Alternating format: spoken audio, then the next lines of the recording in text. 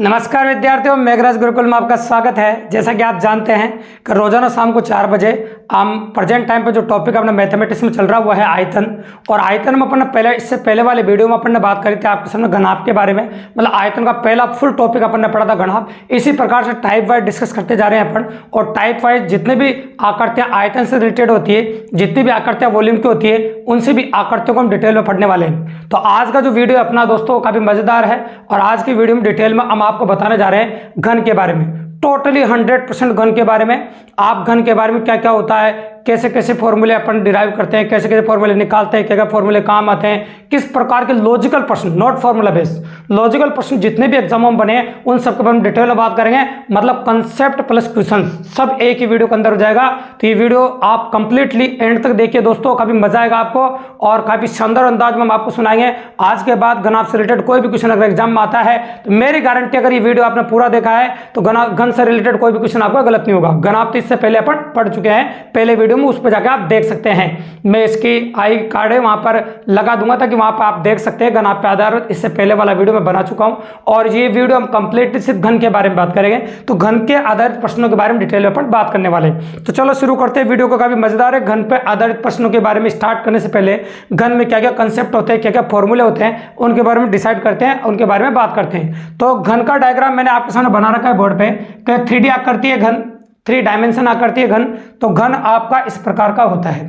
अब आप जानते हैं कि एक प्रैक्टिकली अप्रोच वाली बात बताते हैं आपको। घन की जो लंबाई होती है वह भी आपका ए होती है। घन की जो लंबाई होती है वो भी क्या होती है, आपकी ए होती है। डायग्राम अपन इस प्रकार से बनाएं। इसकी जो चौड़ाई होती है वो भी ए होती है, और इसकी जो ऊंचाई होती है वो भी ए होती है। तो इस बात से निष्कर्ष निकलता है घन की लंबाई, चौड़ाई, ऊंचाई आपकी सारी बराबर होती है। मतलब लंबाई बराबर चौड़ाई बराबर ऊंचाई बराबर ए। आप कह सकते हैं लंबाई बराबर चौड़ाई बराबर ऊंचाई बराबर ए।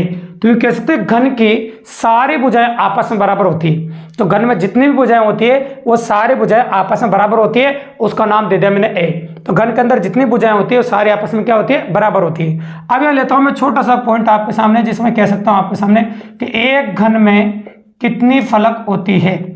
अगर आप घन का प्रैक्टिकली एग्जाम्पल लेना चाहो तो चौक का डिब्बा बहुत बेहतर एग्जाम्पल है, या फिर मेले में आप जाते हैं वो मिलाने के लिए क्यूब आप लेके आते हैं, वो भी घन का बहुत जबरदस्त एग्जाम्पल है। घनाकार कमरा हो सकता है, घनाकार टंकी हो सकती है ना, घनाकार कोई भी वस्तु आपके सामने हो सकती है। घनाकार पनीर का टुकड़ा हो सकता है, तो घनाकार लकड़े का टुकड़ा हो सकता है, घनाकार कुछ भी हो सकता है। घन के आकार की सिर्फ कोई सी भी दे सकते हैं, लेकिन आप प्रैक्टिकली समझो तो चौक का डिब्बा एक घनाकार एग्जाम्पल बहुत जबरदस्त है।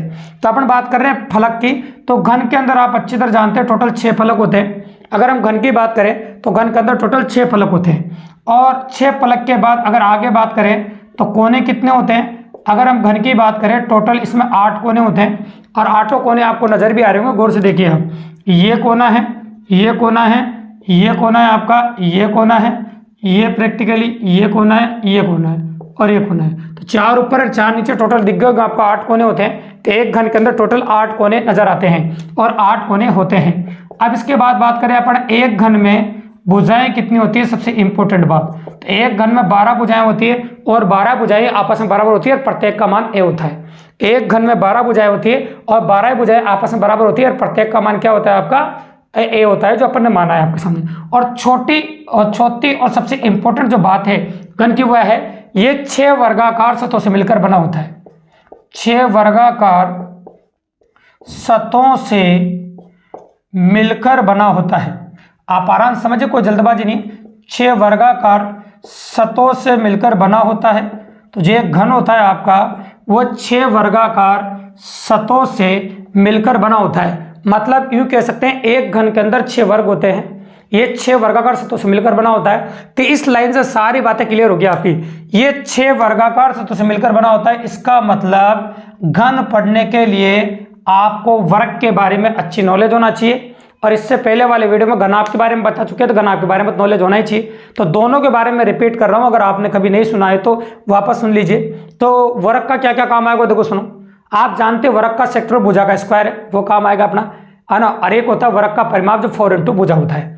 ये तो अपन वर्ग की इंफॉर्मेशन काम आएगी आपके। इसके बाद अपन काटते घनाभ का क्या काम आएगा, तो घनाभ का विकर्ण भी काम आएगा अपना, है ना। आपका घनाभ का विकर्ण भी अपन काम में लेंगे, वो यहाँ पर लेंगे अपन। तो चलो शुरू करते हैं, क्या क्या चीजें काम आएगी वो यहाँ से निकालना शुरू कर देते हैं। तो सबसे पहला फॉर्मूला हम जनरेट कर रहे हैं आप बाद में याद रख सकते हैं, हम बना रहे हैं। ठीक है, तो सबसे पहले अपन बात करते हैं घनाभ का संपूर्ण पृष्ठीय क्षेत्रफल। घनाभ का संपूर्ण पृष्ठीय क्षेत्रफल, अगर हम बात करें घनाभ का संपूर्ण पृष्ठीय क्षेत्रफल, तो आप जानते हैं एक वर्ग का क्षेत्रफल a स्क्वायर होता है। एक वर्ग का जो क्षेत्रफल होता है वह a स्क्वायर होता है। तो ये 6 वर्गों से मिलकर बना है। अगर ये 6 वर्गों से मिलकर बना है तो आप कह सकते हैं कि घन का जो संपूर्ण पृष्ठीय क्षेत्रफल होगा वो 6a स्क्वायर होगा। घन का जो संपूर्ण पृष्ठीय क्षेत्रफल होगा वो 6a स्क्वायर होगा, क्योंकि ये 6 वर्गों से मिलकर बना है एक घन जो, तो इसलिए कह सकते हैं कि एक वर्ग का क्षेत्रफल भुजा का स्क्वायर होता है, तो 6 वर्गों का क्षेत्रफल कितना होगा 6a स्क्वायर। पहले 6 से गुणा कर दिया और कुछ भी नहीं किया, तो ये अपन ने डायरेक्टली वर्ग के जरिए निकाल दिया। एक वर्ग का क्षेत्रफल a स्क्वायर, तो 6 वर्गों का 6a स्क्वायर, तो घन का संपूर्ण क्षेत्रफल हो गया आपका 6a स्क्वायर। ठीक है, अब इसके बारे में बात करते हैं अपन घन का आयतन आगे। अब घन का आयतन वही होता है जो आपका घनाभ का होता है, लंबाई इंटू चौड़ाई इंटू ऊंचाई। लेकिन यहाँ पर खास बात है, यहाँ लंबाई भी a होती है, चौड़ाई भी a होती है, ऊंचाई भी होती है। अतः a गुणा a 3 बार गुणा होने के बाद ये बन जाता है आपका भुजा का क्यूब। अतः आप कह सकते हैं कि घन का जो आयतन होता है वो भुजा का क्यूब होता है। घन का जो आयतन होता है वो क्या होता है, भुजा क्यूब होता है। मतलब डायरेक्टली हम कह सकते हैं आपके सामने कि जो घन का जो आयतन होता है वो भुजा का क्यूब होता है। इस प्रकार से अपन एनालिसिस कर सकते हैं। ये हो गया आपका घन का आयतन, भुजा का क्यूब। अब इसके बाद आता है तीसरा वेरिएंट आपका घन का विकर्ण। घन का विकर्ण, तो घन के विकर्ण के बारे में बात कर, तीसरी इंपॉर्टेंट चीज जो घन के अंदर काम आएगी, यहां भी आपका घनाभ का विकर्ण काम आएगा। आप जानते हैं घनाभ का विकर्ण होता है लंबाई का स्क्वायर प्लस चौड़ाई का स्क्वायर प्लस ऊंचाई का स्क्वायर। इससे पहले वीडियो में घनाभ में हम बता चुके हैं आपके सामने, और उसको एंड में मैं एंड स्क्रीन में दिखा, इस वीडियो को डाल भी दूंगा ताकि आप वहां से देख भी सकते हैं, कोई टेंशन की बात नहीं। अब मैं कह रहा हूं आपके सामने कि घनाभ का जो विकर्ण होता है लंबाई का स्क्वायर प्लस चौड़ाई का स्क्वायर प्लस ऊंचाई का स्क्वायर होता है। तो लंबाई भी a तो a स्क्वायर, चौड़ाई भी a तो a स्क्वायर, ऊंचाई भी a तो a स्क्वायर। तो आप इजीली कह सकते हैं a स्क्वायर मतलब 3a स्क्वायर। ठीक है, तो आप बात करते हैं जो आपका विकर्ण है वो आ चुका है। a स्क्वायर का वर्गमूल तो a आ जाएगा, लेकिन 3 का वर्गमूल नहीं निकलेगा, अतः आप √3 रखो और ये ऐसा कैसा आ जाएगा। तो ये आयतन है इसका, मतलब विकर्ण है इसका, मतलब जो घन का जो विकर्ण है √3a आ जाएगा आपका। तो मैं घन का विकर्ण आपके सामने निकाल चुका हूं, और ये होगा आपका घन का विकर्ण जो मैंने आपके सामने बोर्ड पे लिखा है। ठीक है दोस्तों, अब एक और इंपॉर्टेंट चीज होती है घन की चारों दीवारों का क्षेत्रफल। तो घन में तो कितनी भी दीवारें आप इजीली बता सकते हैं। घन का चारों दीवारों का क्षेत्रफल, जैसे एक वर्ग का क्षेत्रफल भुजा का स्क्वायर, तो 4 दीवारों का 4a स्क्वायर। एक दीवार का क्षेत्रफल a स्क्वायर, 4 दीवारों का 4 स्क्वायर, 5 दीवार का 5a स्क्वायर और 3 दीवार का 3a स्क्वायर। तो ये तो सिंपल सी बात है, इसलिए 4 दीवारों का जो घनाभ में काम आता है वैसे इसमें काम नहीं आता है। क्यों काम नहीं आता है? तो जैसे 4 वर्ग है, तो ये चारों दीवारों का क्षेत्रफल निकालना तो 4a स्क्वायर हो जाएगा, उसमें कौन सी बड़ी बात है। तो घन की चारों दीवारों का जो क्षेत्रफल होगा वो 4a स्क्वायर हो जाएगा, लेकिन काम की बात नहीं है। चाहो तो आप यूज कर सकते हैं, नहीं भी यूज कर कोई दिक्कत नहीं, मैं लिख देता हूं घन की चारों दीवारों का क्षेत्रफल। घन की चारों दीवारों का क्षेत्रफल, घन की चारों दीवारों का क्षेत्रफल होता है 4a स्क्वायर। ये लिख दिया मैंने आपको सामने, घन की चारों दीवारों का क्षेत्रफल। अब इसके बाद एक और चीज की बात कर लेते हैं जहां से क्वेश्चन काफी अच्छे बनेंगे, और शुरुआत में क्वेश्चन पॉइंट नंबर 5 से लेंगे अपन। तो पॉइंट नंबर 5 जो अपना है क्या काम आएगा उसके बारे में बात कर लेते हैं। तो पॉइंट नंबर जो 5 है अपना, 2 घनों के आयतनों में तुलना। 2 घनों के आयतनों में तुलना, 2 घनों के आयतनों में तुलना। अब आप जानते हैं कि 2 घनों के आयतनों में जो तुलना हम करेंगे वो कैसे कर सकते हैं, देखिए आप। तो एक घन के आयतन में दूसरे घन के आयतन का भाग लगा दो, दोनों घनों के आयतनों में तुलना हो जाएगी। एक घन के आयतन में दूसरे घन के आयतन का भाग लगा दो, दोनों घनों के आयतनों में इजीली तुलना हो जाएगी, और काफी आसानी से हम कर सकते हैं। ये लिखा मैंने आपके सामने v1/a2, और पहले का जो आयतन है वो a1 का क्यूब लिख दूं मैं, और दूसरे का जो आयतन है वो a2 का क्यूब हो जाएगा। और इनको अगर एक साथ लिखना चाहो आयतनों में अनुपात, तो आप लिखते हैं a1/a2 का होल क्यूब। ये हो जाएगा आपका 2 घनों के आयतनों में अनुपात। ये आयतनों में अनुपात और ये भुजाओं के क्यूब में अनुपात हो जाएगा। तो इस प्रकार से इसको काम में लेकर काफी अच्छे क्वेश्चन कर पाएंगे अपन, और काफी मजेदार क्वेश्चन अपन करेंगे। ठीक है, ये 5वां एनालिसिस है जो घन के अंदर अपने काम आएगा। और एक आएगा लास्ट और सबसे इंपॉर्टेंट, कई बार आपसे छोटे घनों की संख्या एग्जाम में पूछी जाती है। ये सबसे इंपॉर्टेंट एनालिसिस है, और कई बार पूछा भी, लेटेस्ट भी पूछा है कि छोटे घनों की संख्या आपसे पूछी जाती है। तो छोटे घनों की जो संख्या है वो आपकी क्या होगी, बड़े घन के आयतन में छोटे घन के आयतन का भाग लगा देना, या पूरी गणित में कोई सी भी आकृति हो आयतन वाली, तो बड़ी आकृति के आयतन में छोटे आकृति के आयतन का भाग लगा देना, संख्या आ जाएगी। उसी प्रकार से हम यहाँ कह सकते हैं बड़े घन का जो आयतन होगा, बड़े घन के आयतन में छोटे घन के आयतन का भाग लगा देंगे, बड़े घन के आयतन में छोटे घन के आयतन का भाग लगा देना, संख्या आ जाएगी।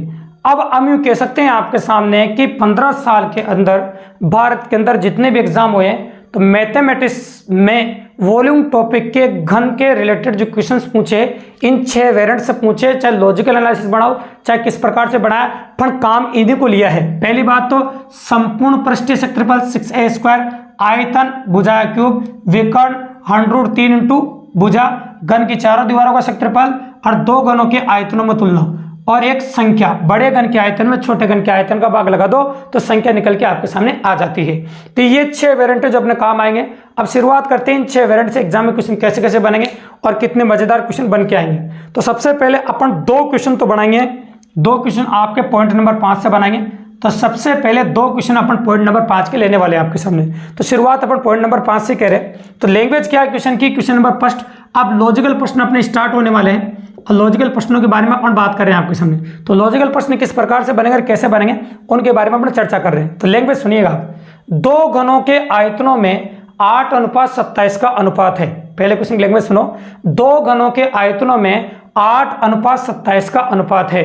मतलब ये आयतनों में अनुपात दे रखा है 8/27, मतलब 2 घनों के आयतनों में अनुपात दे रखा है आपको 8:27। तो उनकी भुजाओं में अनुपात ज्ञात कीजिए। तो इसको मैं ऐसे कैसे लिख दूंगा, इसको दिया नहीं है, इसको पूछा गया है। तो उनकी भुजाओं में अनुपात आपसे पूछा गया है। Question is completed now. बिल्कुल छोटा सा क्वेश्चन है, 2 घनों के आयतनों में अनुपात दे रखा है और भुजाओं में अनुपात आपसे पूछा है। बिल्कुल सिंपल लैंग्वेज, अब बिल्कुल इजीली क्वेश्चन है, तो कोई टेंशन की बात नहीं, काफी आसानी से आप अप्रोच कर पाएंगे और काफी इजीली आप कर पाएंगे। तो आपको कुछ भी नहीं करना, ये जो घन है उधर जाके घनमूल बना देगा। ये जो घन आपको नजर आ रहा है उधर जाके घनमूल बना देगा। तो आप कह सकते हैं 8 का जो घनमूल होगा वो 2 हो जाएगा और 27 घनमूल है वो 3 हो जाएगा आपको। अतः आप कह सकते हैं तो घन की जो भुजाओं में अनुपात है वो हो जाएगा आपका 2:3। जो घन की भुजाएं हैं उनमें आपका 2:3 का अनुपात हो जाएगा। ये हो गया आपका क्वेश्चन नंबर फर्स्ट, बिल्कुल आसान तरीके से और काफी लॉजिकल तरीके से इजीली हो गया। अब मैंने कहा था आपके सामने 2 घनों का आयतन तुलना पर 2 क्वेश्चन लेंगे अपन। अगर इस प्रकार के प्रश्न में एनालिसिस अपन करें तो चेंजेस क्या हो सकता है। तो इस बार तो मैंने भुजाओं में अनुपात पूछा है, पेपर वाला तुमसे ऐसे भी कर सकता है। देखो सबसे इंपॉर्टेंट बात है, हम एनालिसिस करते हैं भी, यही कारण है कि हमारे पढ़ाए हुए के बारे एग्जाम के अंदर कभी भी नहीं जाता। कारण क्या है, क्या आ चुका है और क्या आने वाला है, इनके बारे में हम पहले से सोच लेते हैं। जब इनके बारे में हम पहले से एनालिसिस कर लेते हैं मेहनत करके, तो फिर एग्जाम वाला क्या देगा, क्योंकि उसके बारे में तो हम पहले सोच चुके हैं। जब हम पहले सोच चुके हैं तो गलत कैसे कराएगा एग्जाम वाला। तो उसी के बारे में अपन बात करें आपके सामने कि भुजाओं में अनुपात आएगा 2:3। अगर कभी भुजाओं में अनुपात दे देता आप आयतन में अनुपात निकाल सकते हैं। ये एग्जाम वाला चेंजेस कर सकता है। तो हर क्वेश्चन के साथ हम ये चेंजेस भी बताते हैं क्या क्या चेंजेस हो सकते हैं, ताकि वैसा क्वेश्चन भी आ जाए तो आप एग्जाम में कर सकते हैं। ये काफी मजेदार बात है आपके सामने। इसके बाद अगर हम बात करें आपके सामने तो सेम ऐसा क्वेश्चन लेते हैं कि 2 घनों के आयतनों में 64:125 का अनुपात है, तो उनके संपूर्ण पृष्ठीय क्षेत्रफलों में अनुपात ज्ञात कीजिए। 2 घनों के आयतनों में 64:125 का अनुपात है, तो उनके संपूर्ण पृष्ठीय क्षेत्रफलों में अनुपात ज्ञात कीजिए। लेकिन एक बात तो आपको पहले बता दें कि संपूर्ण पृष्ठीय क्षेत्रफल में अनुपात तब निकलेगा जब आप भुजाओं में अनुपात निकाल लेंगे। तो आधा काम तो ये उधर जाके घनमूल बना देगा। तो 64 का जो घनमूल होगा आपका 4 आ जाएगा और 125 का जो घनमूल होगा 5 हो जाएगा। और भुजाओं में अनुपात आ गया आपका A1/A2। ये मैं भुजाओं में अनुपात निकाल चुका हूं। लेकिन मेरे से पूछा गया संपूर्ण पृष्ठीय क्षेत्रफल में अनुपात, मतलब ये पूछा है। तो ये टर्म मुझे बनानी पड़ेगी। तो ये बनाने के लिए क्या करना पड़ेगा मुझे, इसका स्क्वायर करो, इसका स्क्वायर करो, इसका भी स्क्वायर करो। अगर स्क्वायर आप कर रहे हैं तो सबका स्क्वायर करना पड़ेगा। फिर अब आपको 6 की रिक्वायरमेंट और है, बिकॉज क्योंकि संपूर्ण पृष्ठीय क्षेत्रफल में 6 और होता है। तो आप क्या कर सकते हैं, 6 से ऊपर नीचे गुणा कर सकते हैं। 6 से मैंने ऊपर गुणा कर दिया और 6 से मैंने नीचे गुणा कर दिया। 6 से ऊपर गुणा कर दिया और 6 से क्या कर दिया, नीचे गुणा कर दिया। ठीक है, देखते जाइए, काफी मजेदार बात है। अब आप कर सकते हैं 4 का स्क्वायर कितना होगा आपका 16। ये 4 का स्क्वायर अपन लिख दिया 16 और 5 का स्क्वायर लिख दिया मैंने आपके सामने 25। अब आप कह सकते हैं कि 6A1 का स्क्वायर ये पहला संपूर्ण पृष्ठीय क्षेत्रफल है S1 और 6A2 स्क्वायर दूसरा संपूर्ण पृष्ठीय क्षेत्रफल है। तो अपन ये तो कहा था संपूर्ण पृष्ठीय क्षेत्रफलों में अनुपात बताइए। तो आपके क्वेश्चन का जवाब आ गया 16:25। तो संपूर्ण पृष्ठीय क्षेत्रफल में जो अनुपात आपका आया वो आपका आ चुका 16:25 और संपूर्ण पृष्ठ क्षेत्रफल में अनुपात निकाल चुके हैं। तो काफी इजीली अप्रोच किया अपन ने और काफी आसानी से कर दिया। दोस्तों अपन सिर्फ वही क्वेश्चन करने जा रहे हैं जो काफी लॉजिकल है और काफी अच्छे क्वेश्चन। फालतू क्वेश्चन हम बिल्कुल भी नहीं करेंगे, फॉर्मूला बेस उनका कोई मतलब नहीं है। जिन क्वेश्चन में कोई खास बात है वही क्वेश्चन अपन करेंगे, जो वेरायटी में गण के अंदर काफी अच्छे बने उन्हीं के बारे में अपन बात करने जा रहे हैं। अब अपना घन का तीसरा जो क्वेश्चन है उसके बारे में चर्चा करेंगे। तो घन का तीसरा क्वेश्चन किस प्रकार से बनेगा उसके बारे में बात करेंगे। तो क्वेश्चन की लैंग्वेज अच्छी, क्वेश्चन अच्छा नहीं है तीसरा, क्योंकि भाषा ही सबसे इंपॉर्टेंट बात है। तो भाषा क्या बोली वो सुनिए। एक घनाकार कमरा, एक घनाकार कमरा मतलब घन के आकार का कमरा है जिसकी भुजा दे रखी है 4√3 मीटर। एक घनाकार कमरा है जिसकी भुजा 4√3 मीटर है। एक घनाकार कमरा है जिसकी भुजा 4√3 मीटर है। तो उसमें रखी जा सकने वाली बड़ी से बड़ी लोहे की छड़ की लंबाई ज्ञात कीजिए। उसमें रखी जा सकने वाली बड़े से बड़ी लोहे की छड़ की लंबाई ज्ञात कीजिए, ऐसा क्वेश्चन मैंने आपके सामने पूछा है। तो बड़ी से बड़ी लोहे की छड़ की लंबाई का मतलब हो गया आपका कि एक घनाकार कमरे में बड़ी से बड़ी छड़ या बड़ी से बड़ी कोई भी वस्तु आपको रखनी हो तो एक बात गांठ बांध लेना कि विकर्ण से बड़ी नहीं रख सकते। विकर्ण के बराबर चाहे घनाभ में रखो चाहे घन में रखो, किसी में भी रखो, तो विकर्ण ही के बराबर या विकर्ण से बड़ी कोई भी चीज नहीं रख सकते। अतः वो एग्जाम वाला आपसे विकर्ण पूछना चाहता है, कंफ्यूज करने के लिए ऐसी लैंग्वेज का प्रयोग किया है। ठीक है, और विकर्ण तो आप अच्छी तरह जानते क्या होता है, √3 इंटू भुजा। तो आप √3 ये है और इंटू भुजा की कह रहा है तो ये भुजा से इंटू कर दिया अपन। अब आप अच्छी तरह जानते हैं कैलकुलेशन ही करना और सब कुछ हो गया। आप √3 को √3 से गुणा कर लीजिए। जब दो समान संख्या वर्गमूल के साथ आपस में गुणा की जाती है तो वर्गमूल का चिन्ह हट जाता है, तो ये हो जाएगा 3 और ये 4 गुणा में आपका ऐसा कैसा ही 4 3 12 तो हो गया आपका 12 मीटर। तो अधिकतम मैक्सिमम लंबाई की जो छड़ रखी जा सकती है उसमें वो 12 मीटर की रखी जा सकती है उस कमरे में। इससे बड़ी छड़ आप कितनी भी कोशिश कर लो नहीं रख सकते। अगर इससे बड़ी छड़ आप उस कमरे में रखने की कोशिश करोगे तो छड़ कमरे से बाहर निकल जाएगी। जब छड़ कमरे से बाहर निकल जाएगी तो फिर अपन ने जो फुलफिल बोली क्वेश्चन के अंदर वो कंडीशन फुलफिल नहीं होगी। ठीक है, तो इस प्रकार से ये हो गया आपका क्वेश्चन नंबर 3। तो क्वेश्चन नंबर 3 हम आपके सामने ले चुके हैं। काफी मजेदार क्वेश्चन था और ये भी काफी अच्छा क्वेश्चन था, ये विकर्ण के रूप में था। अब आता हूं मैं क्वेश्चन नंबर 4 के ऊपर। ये भी काफी अच्छा क्वेश्चन है जो क्वेश्चन नंबर 4 हम लेने जा रहे हैं, उसकी लैंग्वेज भी आप देखिए। तो क्वेश्चन नंबर 4 क्या कह रहा है आपके सामने, मैं ये कह रहा हूं आपके सामने देखो, प्रैक्टिकली अगर हम अप्रोच करें तो घन के ऊपर जो क्वेश्चनों की जो वेरायटी है वो काफी अच्छी बनती है और इस प्रकार से क्वेश्चन आपको घन के ऊपर दिख जाते हैं। ठीक है, अब कई बार लैंग्वेज में क्या होता है, इस प्रकार के प्रश्न बनता है। जैसे मैं कहूँ आपके सामने कि एक घन का आयतन 512 मीटर क्यूब है। एक घन का जो आयतन है, अब आप जानते हैं आयतन का जो फॉर्मूला होता है वो भुजा क्यूब होता है और इसका जो आयतन है ये 512 मीटर क्यूब दे रखा है आपको, या घन मीटर कह सकते हो आप। तो मेरे को लैंग्वेज में पहली लाइन में ये बोला कि एक घन का आयतन, आयतन बोलते मैंने लिख दिया ए का क्यूब, ये 500 घन मीटर दे रखा है। तो आपसे संपूर्ण पृष्ठीय क्षेत्रफल पूछा है, बिल्कुल सिंपल सा क्वेश्चन है, इसमें कोई बड़ी बात नहीं है। तो सबसे पहले यहाँ से आप भुजा निकालेंगे। अब भुजा निकालने के लिए आपको करना पड़ेगा कि ये घन, इसका घनमूल करना पड़ेगा। आप जानते हैं ये 8 का क्यूब होता है, अतः आपको जो भुजा है वो 8 निकल के आ जाएगी। इसके बाद आपको निकालना संपूर्ण पृष्ठीय क्षेत्रफल, और संपूर्ण पृष्ठफल आपका ये होता है, इसलिए अपन कहते हैं 6/8 का स्क्वायर, ऐसे कह सकते हैं अपन। अब आप अच्छी तरह जानते हैं 6/8 का स्क्वायर अपने लिख दिया आपके सामने। ये 8 का स्क्वायर आपका 64 होता है और ये हो गया आपका 6 से गुणा। अब आप 6 चौक कितना होता है, 24 का 4 8 2 6 36 और 2 कितना होगा आपका 38। तो 384 मीटर स्क्वायर ये आ गया आपका उसका संपूर्ण पृष्ठीय क्षेत्रफल एक घन का, जिसका आयतन दिया है। तो दोनों साइड से एग्जाम में क्वेश्चन पूछा था दोस्तों, एक बार बता दें आपको, इसमें तो आयतन देकर संपूर्ण पृष्ठीय क्षेत्रफल पूछा था, लेकिन कई बार एग्जाम में ऐसा भी होता है जब संपूर्ण पृष्ठीय क्षेत्रफल देकर, संपूर्ण पृष्ठीय क्षेत्रफल देकर आपसे आयतन भी पूछ लेता है। तो ऐसा क्वेश्चन भी एग्जाम के अंदर पॉसिबल बनता है और ऐसा क्वेश्चन भी एग्जाम के अंदर आ जाता है। ठीक है, तो दिखाता हूं वो भी क्वेश्चन में आपके सामने। क्वेश्चन नंबर 5 है, एक घन का संपूर्ण पृष्ठीय क्षेत्रफल 96 मीटर स्क्वायर है। एक घन का संपूर्ण पृष्ठीय क्षेत्रफल 96 मीटर स्क्वायर है, तो उसका आयतन ज्ञात कीजिए। कर ही सकते हैं, काटना ही बाकी रह गया, तो चलो काट देते हैं 6 से। 1 छंग छंग और 6 गुणा 36, तो a स्क्वायर बराबर आ गया आपका 16। तो आप कह सकते हैं a का मान 16 का वर्गमूल जो होगा आपका 4 हो जाएगा। मतलब आपकी जो भुजा है वो कितनी आ गई आपकी 16 आ गई। और आप आयतन जानते हैं भुजा क्यूब होता है, तो 4 का क्यूब कर दो, 4 का क्यूब होता है आपका 64। तो आपका जो आयतन है वो 64 मीटर क्यूब हो गया। आपका आयतन कितना हो गया 64 मीटर क्यूब। मतलब आयतन अपन ने जो लिया है वो आयतन ले लिया आपके सामने 64 मीटर क्यूब, मतलब एक घन का जो आयतन है वो 64 मीटर क्यूब हो गया। क्वेश्चन नंबर 5 का बिल्कुल सिंपल है और काफी आसानी से अपने इस क्वेश्चन को कर दिया। तो ये हो गया आपका क्वेश्चन नंबर 5, बिल्कुल सिंपल है, काफी इजीली अपन ने कर दिया। तो ये हो गया आपका क्वेश्चन नंबर 5 जो अपन ने इस वेरिएंट पे लिया आपके सामने। अब आते हैं अपन क्वेश्चन नंबर 6 के ऊपर। क्वेश्चन नंबर 6 में आपका जो वेरिएंट है हमने सबको काम में ले लिया आपके सामने। इस 2 क्वेश्चनों में इसको काम में ले लिया अपन, इसको एक क्वेश्चन में काम में ले चुके हैं अपन, इसको भी काम में ले चुके हैं एक क्वेश्चन में, इसको भी एक क्वेश्चन में अपन काम में ले चुके हैं। अब एक ही चीज बची जो अपने काम में नहीं है, क्योंकि घन के चारों द्वारा क्षेत्रफल दीजिए तो कोई नहीं पूछता, सिंपल सी बात है। एक इंपॉर्टेंट है जिसमें 2 क्वेश्चन बनते हैं आपके, वो है संख्या। बड़े घन के आयतन में छोटे घन के आयतन का भाग लगाओ तो संख्या आ जाती है। तो सबसे पहले एक छोटा सा क्वेश्चन ले रहा हूं मैं प्रैक्टिकली क्वेश्चन जो बोल रहा हूँ उस लैंग्वेज को सुनिएगा आप। मैं कह रहा हूँ एक घनाकार लकड़ी का टुकड़ा, एक बड़ा घनाकार लकड़ी का टुकड़ा जिसकी भुजा 27 सेंटीमीटर है। एक बड़ा घनाकार लकड़ी का टुकड़ा जिसकी भुजा 27 सेंटीमीटर है, उसमें से 3-3 सेंटीमीटर भुजा के कितने घनाकार लकड़ी के टुकड़े काटे जा सकते हैं? ये मैंने लैंग्वेज बोली आपके सामने। तो अभी थोड़ी देर पहले कहा मैंने बड़े घन के आयतन में छोटे घन के आयतन का भाग लगा दो संख्या आ जाएगी।